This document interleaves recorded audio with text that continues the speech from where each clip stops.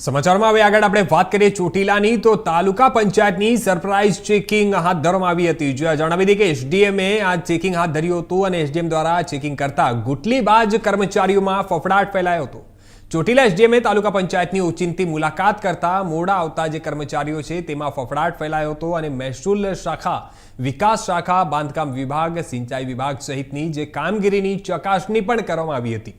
ત્યારે જણાવી દઈએ કે ચોમાસાના સિઝનને લઈને તાલુકા પંચાયતના કર્મચારીઓ તેમજ તલાટી કમ મંત્રીઓને હેડક્વાર્ટર ન છોડવા સહિતની સૂચનાઓ આપી હતી।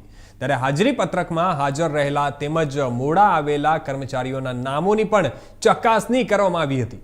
ત્યારે સૂત્રો પાસેથી મળતી માહિતી મુજબ જાણવા જે મળ્યું છે તેના અનુસંધાને જણાવી દઈએ કે ગુટલીબાજ કર્મચારીઓના નામોની યાદી પણ બનાવવામાં આવી છે તેવું જાણવા મળ્યું છે।